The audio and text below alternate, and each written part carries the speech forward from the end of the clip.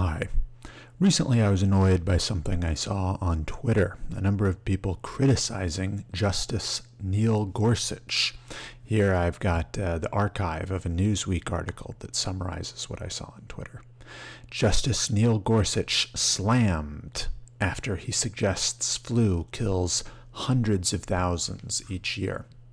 So this news article is going to tell you about what is ultimately a transcription error. We'll get to that later, where they think Justice Gorsuch said that the flu kills hundreds of thousands each year in the United States of America.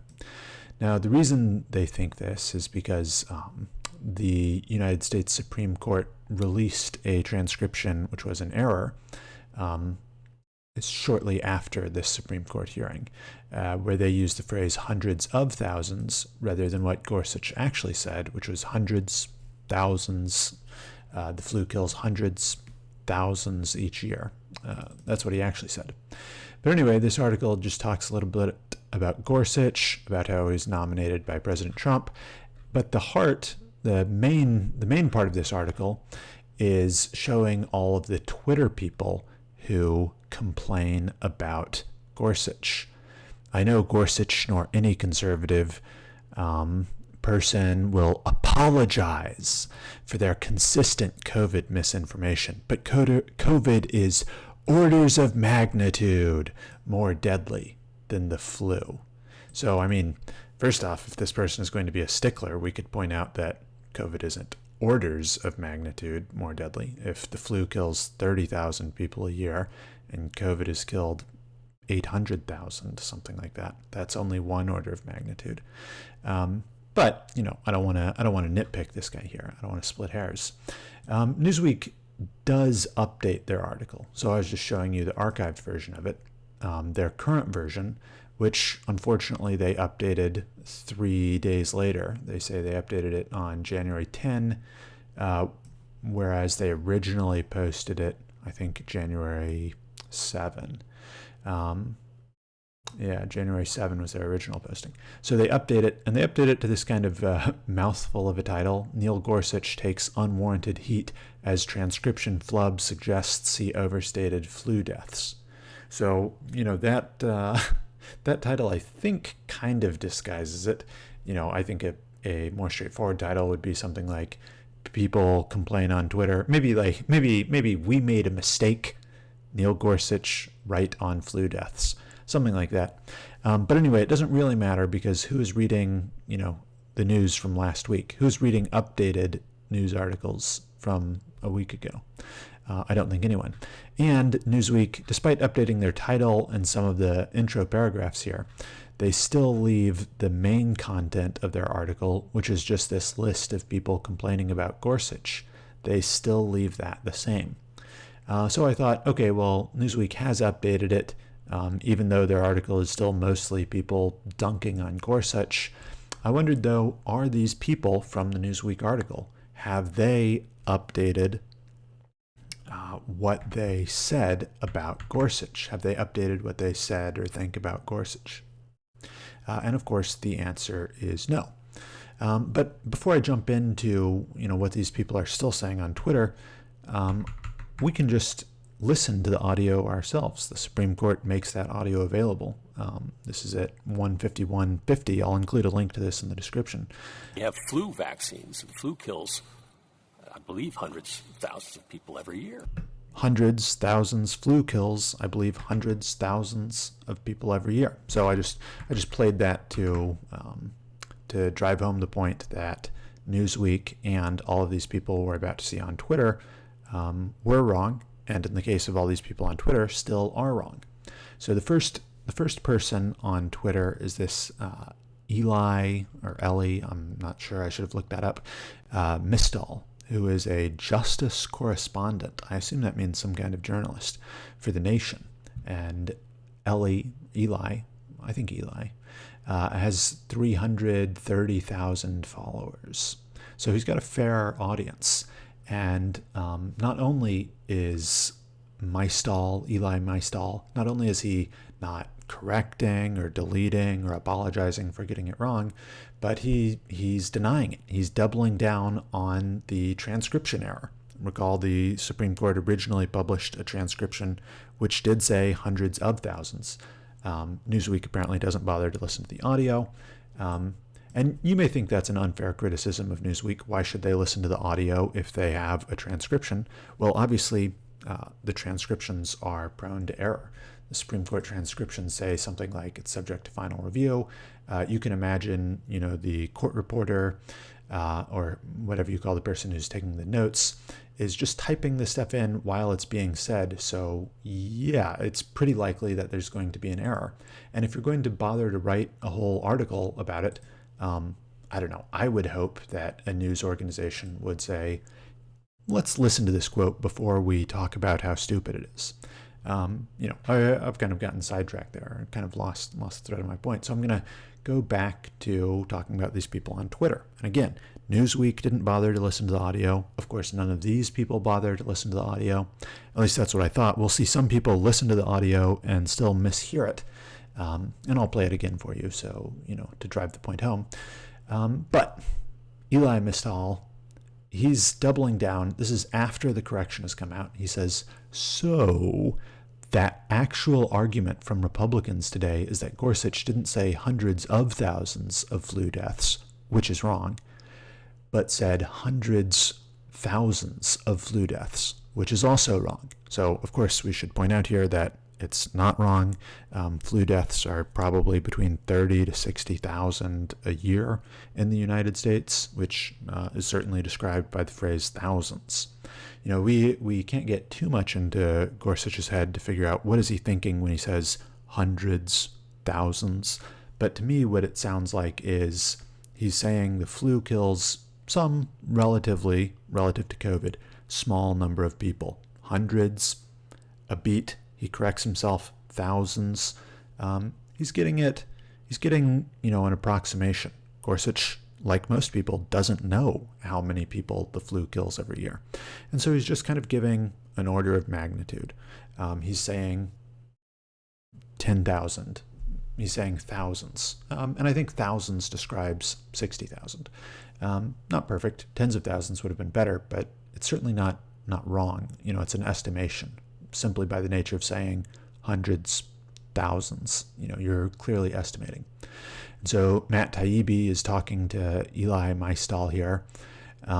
He's saying that's not the point of Gorsuch's argument. That's true. We'll talk about that later. And then he points out, hey, if you're just commenting on a mistake in the transcript, why not argue your larger point? Mystal, it wasn't a mistake. He's annoyed that the quote got him in trouble. No evidence that the quote gets him in trouble, of course. Supreme Court justices are on the bench for life. I doubt Justice Gorsuch is worrying about the natterings of people on Twitter or, mean headlines in Newsweek. He has no superior. He's not in trouble for people misunderstanding him or for the transcript being wrong. And so Mystal goes on, he says, and we know that because the other thing, the thing he now wants people to think he said, makes no sense. Matt Taibbi clarifies, you're saying he actually said hundreds of thousands? Yes. I'm saying that we know it because it's the only way the entire question train makes sense. So, I'll get into what the entire question train is a little bit later. But that's obviously not true. Hundreds, thousands makes sense as approximating the number of people that flu kills in a year. So Eli Mystal has time to listen to the audio, and he just rejects it. He thinks there's got to be a conspiracy. The Supreme Court must be faking their new transcript, something like that. I don't want to impute to Mr. Mystal things he doesn't really believe, but he's kind of saying, that the audio is wrong. And we can play. Someone here has a clip of the audio that's a bit more clear. I believe hundreds, thousands of people every year. So he's stuck on it. He's saying, hundreds, thousands. Eli Mystal is somehow hearing within that clip. He's hearing stuff that simply is not there. And he won't back down on it. So let's move on and look at some of the other people that were in that Newsweek article. So Aaron Rupar was the second person in the article. He's an even bigger account, 715,000 followers. And he's a journalist at Vox, and he has his own Substack. And so his tweet is, may you find... Oh, no, excuse me. We'll get to that. His tweet is, the flu kills about 30,000 Americans each year. I'm kind of surprised Gorsuch would broadcast his ignorance like this. I looked this up with help from Google in about 10 seconds.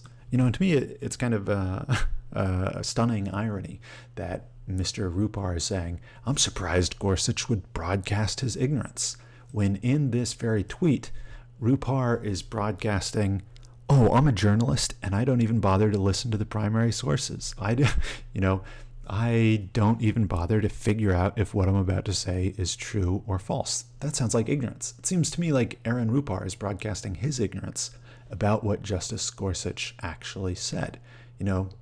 You could look that up in 10 seconds. Okay, could you listen to the audio?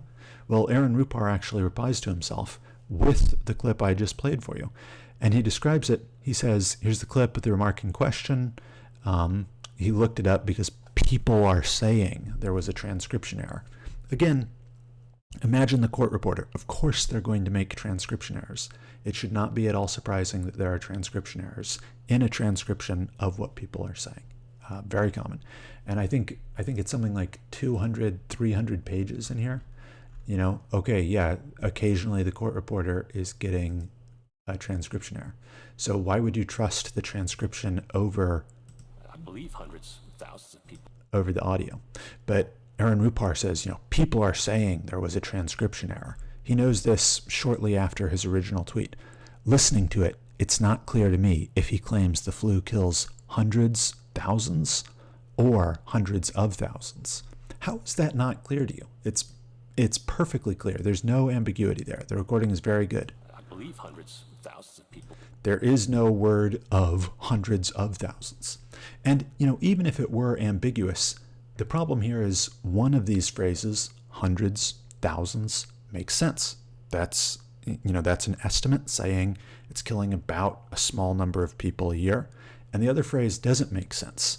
So even if it were ambiguous, why would you assume the person is saying the thing that's wrong? Aaron Rupar goes on. He says, either way, there's no equivalence between harm caused by the flu and COVID, 30,000 a year versus 800,000. So regardless of what Gorsuch meant to say, he's not making a good point. So remember that Aaron Rupar is basically saying the same thing as Mystal. Even if this correction were right, he's not making a good point. And what this is just going to show you, I'll spoil my surprise ending, but what it's just going to show you is that neither Mystal nor Aaron Rupar have any idea what they're talking about, and they aren't familiar with the case and didn't bother to read or listen to it, because this is in fact not what Gorsuch is arguing. And it's pretty clear when we look at what Gorsuch is arguing. So, another thing to point out about Eli Mystal and Aaron Rupar is they aren't really talking about Sonia Sotomayor, who pretty recently made a similar mistake to what they think Justice Gorsuch did. Excuse me, Aaron Rupar does say something about Sotomayor. He has this tweet, may you find something in life you're as passionate about as Trumpers losing it over a liberal Supreme Court justice overstating the danger. The Washington Post has an article about Sotomayor saying in this same Supreme Court hearing that over 100,000 children are in serious or are hospitalized with COVID. And the real number is something like 700. Per Eli Mystal, Sotomayor was off by orders of magnitude. She thought hundreds of thousands. She thought 100,000 children were hospitalized with COVID. It's really 700. That's, what is that, 7,000, 70,000. It's 2 or 3 orders of magnitude that she was off by. you know, the reason I'm pointing this out is because when Gorsuch says hundreds, thousands, Aaron Rupar jumps on him. No, I think I hear an imaginary of in there. I believe hundreds, thousands. I think I hear hundreds of thousands there. And he's tweeting up a storm, and Gorsuch is broadcasting his ignorance, blah, blah, blah. But when what he describes as a liberal Supreme Court justice misstates by an even larger margin, by a much larger margin, the number of children who have been affected by COVID, well, then, he's brushing it off. Oh, COVID is really serious, by the way. So Aaron Rupar, I think, is an interesting example of the kind and quality of journalism that Vox provides. Because I would say, well, one, he's being dishonest. Maybe dishonest, I kind of use that word a lot. Maybe a better way to say it is that he's wrong. He shows audio of himself he shows audio that proves he's wrong. And he's still just, people are saying that this audio clip exists, but I'm not sure about it. He's partisan. He has a very strict standard for the conservative judge that he's going to jump all over. He's got a very loose standard for the liberal judge. He's going to let that slide. And then maybe the worst complaint of all is that he doesn't actually understand what he's talking about. And again, we'll get to that later. The other people, I guess I'll try to get through a little bit faster. I don't think I have as much to say about them. This guy, Kevin Schroff, he's got 100,000, so he's another pretty big account. He's a Democratic strategist. He's going to be another one of these people who doubles down when they learn they're wrong. So he says, fact, Neil Gorsuch, who occupies a stolen and illegitimate seat on the Supreme Court, is now injecting disinfo into the debate on vaccine mandates.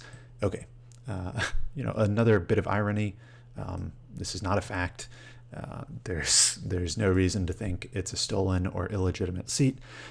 I believe he's referencing the fact that Republicans at the end of Obama's term prevented Merrick Garland from getting on the Supreme Court by refusing to provide by refusing to vote, basically, or to confirm or deny Garland. And the reason why it's wrong to say that's a stolen and illegitimate seat is, of course, because the Constitution says that the Senate should provide, I believe the phrase is advice and consent on Supreme Court nominations. And so the Senate, the Republican-controlled Senate, was allowed to not provide their advice and consent and not confirm Obama's judges. And because they didn't confirm Garland, then Neil Gorsuch got onto the Supreme Court. So, that's a bit of an aside, and it's just from memory. I didn't double check that before speaking, but I think that's true. Anyway, that was a long digression. But Kevin Schroff, our Democratic strategist, continues. He says, he, meaning Gorsuch, falsely claimed that the flu kills hundreds of thousands of people every year. CDC says 12,000 to 50,000 die from flu. And then, he's going to his credit, he'll tweet the fact that it was a transcription flub. Although actually I don't know. Maybe he just tweeted the Newsweek article, and then when the title, when they updated it, maybe he's not trying to do this. In fact, yeah, he's not, because we know that January 8, we know they updated the article on Jan 10. So never mind. Don't credit him for tweeting his own correction. He just accidentally tweeted that, or he unintentionally tweeted that. He tweeted it not knowing it would be his own correction, I should say. And then he's going to continue. He's going to continue doubling down when he must know he's wrong, because he's saying it also makes zero sense contextually to say hundreds, thousands. He was trying to compare hundreds of thousands with hundreds of thousands to say, well, if flu kills hundreds of thousands, but we don't mandate that, then why should we do mandates for COVID? Okay, this is the same point that Aaron Rupar and Eli Manziel, or Mistal, it's the same point that these people were making. they think they know what Gorsuch is arguing, but because they didn't actually listen to the case or read the transcript, they don't know what Gorsuch is arguing. And I'll explain that when I get to my closing or my summary. The other person I think is less egregious. One, she only has 30,000 followers. She's an assistant professor, and she actually is going to retweet her correction. So she retweets this person with the updated transcript, which I think is, I think that's laudable. I think it would be even better if you, say, deleted when you were wrong, or, somehow acknowledged you were wrong more than a retweet, but whatever. She's tweeting this person who's complaining about Gorsuch. No, it doesn't. She's saying, she's again providing the CDC stats on how many people the flu kills. Gorsuch is either 10x off the mark. Well, she at least knows orders of magnitude, so she's ahead of Mistal. Or has confused the U.S. with the world. Both are possibilities. Flu vax mandates are also not uncommon. So yeah, I don't have much to say about her. I think she's at least, she's a smaller account, and I think she's more right in the sense that she does retweet her own correction. Now that I think about it, I don't even know why I included her. I guess because she was in the Newsweek story. Also to say about her and whoever the last guy was, no, not RuPaul. I forget him already. Schroff. Neither of them tweet about Sotomayor either. But yeah, let me go ahead and get to my summary. So, what about this irritates me? It's not really just the fact that some people heard the word "or" where it did not exist. I don't think that's a big deal. More, what it's about is how this kind of commentary class of people, by which I mean journalists, Democratic strategists, to some extent professors, although certainly the professor we saw was a smaller example. But there's this kind of commentary class. I think it's really media, big Twitter accounts, journalists, things like this. And what they're doing is they are pouncing on these kind of minor issues and making a huge deal about it. And I think that's kind of, it's kind of defraying to like society or culture at large, because what they're doing is by spreading their misinformation, they're kind of attacking the institutions almost, which may be a strange kind of complaint. But if you think about the Supreme Court as an institution, the reason that the Supreme Court has power, and as I say this, I'm kind of thinking of the Game of Thrones theme or focus. What makes a king? I'll just search for Game of Thrones because I need an image. What gives a king his power, or where does the leader's power come from? And I think the ultimate answer in that book is that power comes from people believing you have power. And to tie that back to the Supreme Court, the reason why people obey the dictates of the Supreme Court is because people believe that the Supreme Court is the right institution to define our laws and provide guidance on our legal system. So, courts work because people believe in them, basically. And so, to the extent that that's true, when people with tens of thousands or hundreds of thousands of Twitter followers are politicizing the Supreme Court, and criticizing it unjustly and making it seem like, this conservative idiot on the Supreme Court, off by orders of magnitude, it doesn't know how many people the flu kills. This guy thinks that COVID is just like the flu. That's ultimately what they're getting at. We saw that from Aaron Rupar. We saw that from, what's his name? Schroff. We saw it from Mistal. They think that's what the argument is. They think the flu is as bad as COVID, and they're telling all their followers that the Trump-associated justice on the Supreme Court, who, by the way, is a stolen, illegitimate seat, they're telling him that they're telling their followers that this guy's an idiot, that he's intent on making them unsafe, on denying them their precious vaccines. Okay, maybe I colored that a little bit, but that's kind of like the take I get from it. And they're criticizing, they're damaging the respectability or the reputation of the court, and they're doing so when it's not warranted. If Justice Gorsuch were actually wrong, then I think, well, it's kind of a minor point. I don't think it matters so much to overstate the severity of the flu. I think probably similarly about Sotomayor, who knows what she was thinking.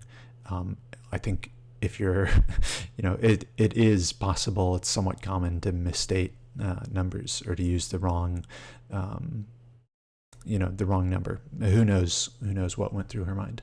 But it's not a big deal is my point. It shouldn't make you doubt the Supreme Court just because they get a number wrong. Again, this was a couple hours of oral arguments, to say, oh, a Supreme Court justice got a number wrong. Not a huge deal. But, that's not ultimately what I wanted to get at. So, they're sowing dissension, they're wrong. So, like, they're criticizing Gorsuch when he's right, and they're refusing to listen to their corrections, even when they post the corrections themselves. And so what I think maybe a bigger criticism is what I alluded to a few times, which is that these commentators are redundant. They're all saying basically the same thing. Gorsuch was wrong. And, there's plenty more of examples like this on Twitter. I just picked out the ones that Newsweek highlighted. But they're all saying Gorsuch was wrong. And further than that, they're saying Gorsuch's argument is the flu only kills, what did they say? I think Schroff put it most succinctly. He says something like, he was trying to compare hundreds of thousands with hundreds of thousands to say, well, if flu kills hundreds of thousands, but we don't mandate that, then why should we do mandates for COVID? So they're all kind of saying, that similar thing. But in fact, that's not what Gorsuch was saying. So, if you bother to listen to the oral arguments or to read the transcripts, you might notice that earlier on in the hearing, when Justice Thomas is speaking, and I apologize, I should have looked up the pronunciations of basically all of these names. I don't know how to pronounce Preligar anyway. I read the transcript rather than listen to the audio. But earlier Justice Thomas is questioning Preligar, and Preligar is the her exact title escapes me. She's well, I won't since I don't remember, I won't be able to produce that title. But the point is, she is the advocate for the vaccine mandate side. And so Justice Thomas is questioning her, and he asks, let's see, would your argument be the same for any infectious disease that is taken into the workplace? Preligar: no, I think that with respect to other infectious diseases, it would be necessary for OSHA to develop the record to demonstrate that the requisite risk, blah, blah, blah. Thomas says, but you could. It's not that you would do it, but that you could do it. Preligar: if there were, in fact, a grave danger, so remember that phrase, grave danger. If there were, in fact, a grave danger to employees posed by another infectious disease, then yes, we think that Congress clearly contemplated that OSHA is obligated and charged with a responsibility to protect workers. And Thomas goes on, have you ever done that?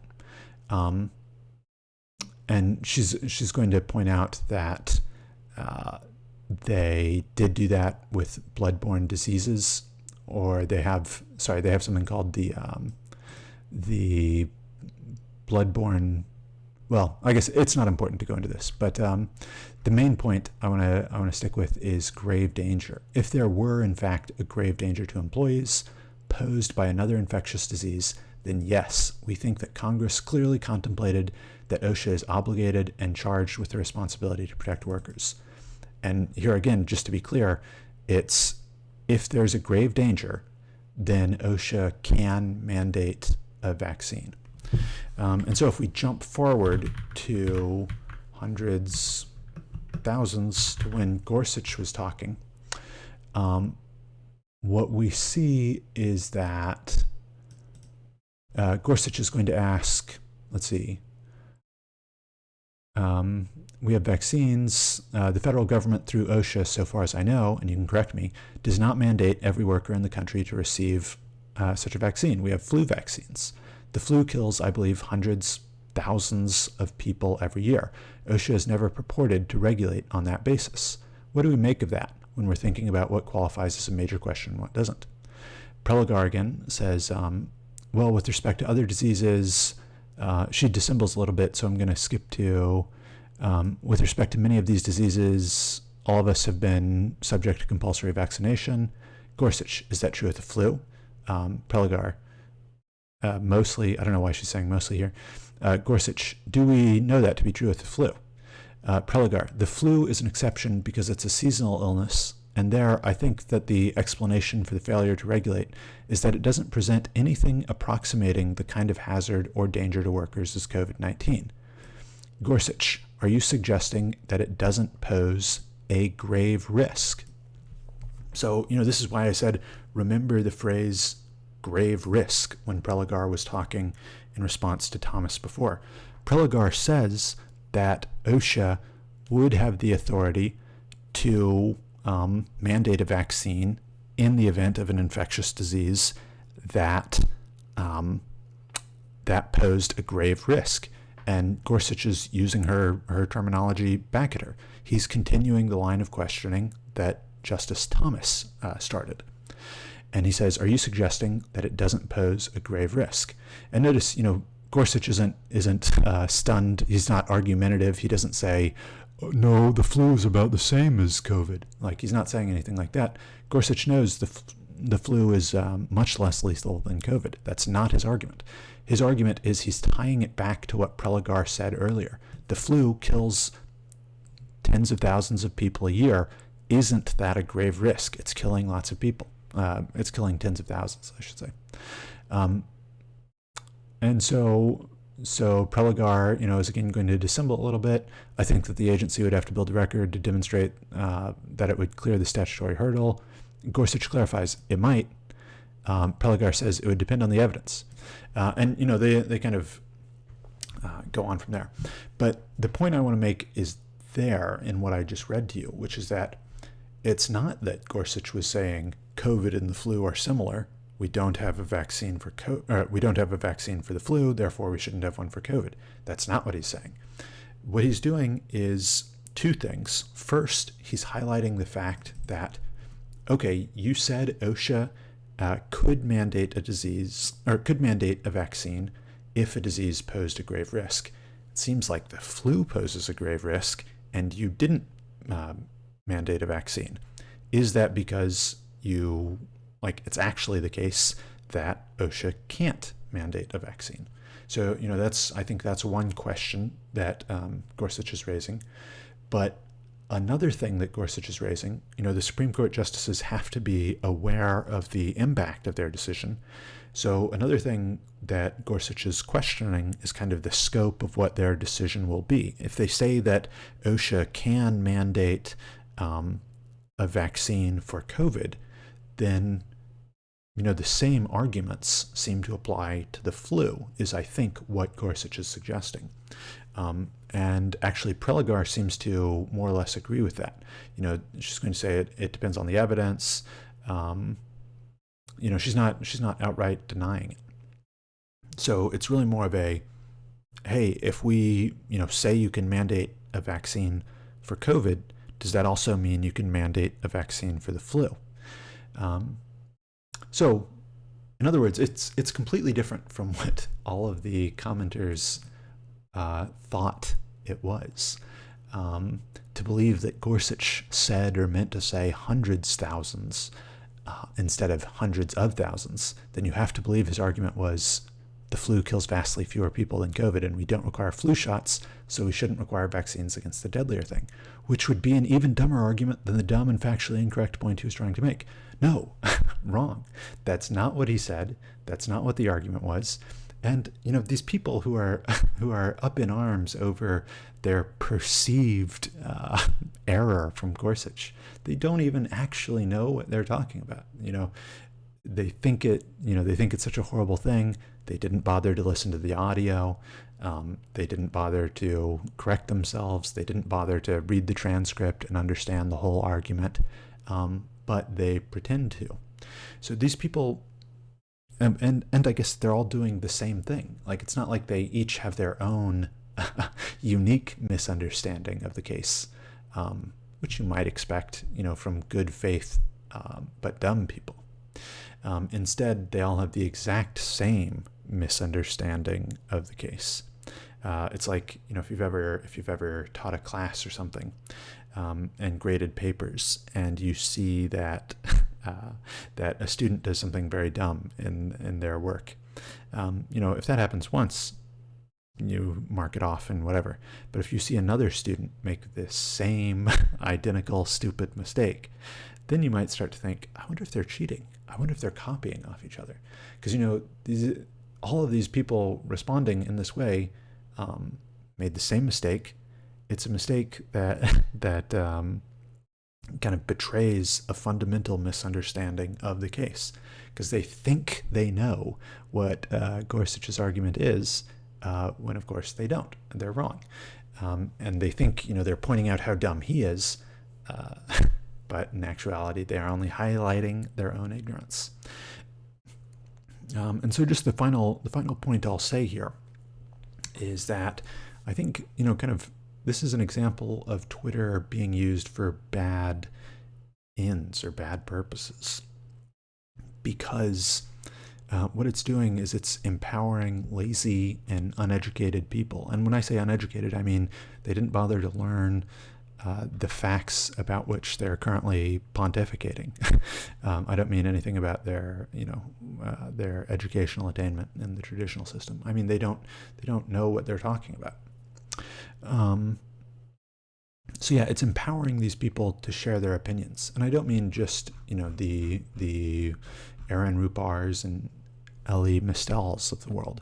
I mean the people in the replies. If you look at them, a lot of these people kind of take their word for it, and they think that is what happened, and they think that these people are telling them the truth. And so they start to think that, Gorsuch is a bad Supreme Court justice, and that the Supreme Court is politicized, and that its rulings are unfair. And so this kind of thing is, I think, what defrays the social fabric in a way. And I don't mean to be too alarmist or grandiose about that.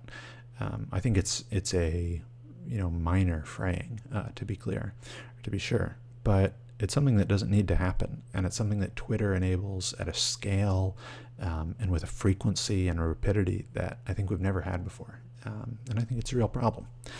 So anyway, I'm not going to edit this video. I apologize if it's long and rambling. It was just top of mind, and I thought I would record and share that. So if you enjoyed that, let me know by clicking the like button. If you want to see more content in a similar style, I post on a super regular schedule. So you can go ahead and click subscribe and sign up for that content. Thank you for your time.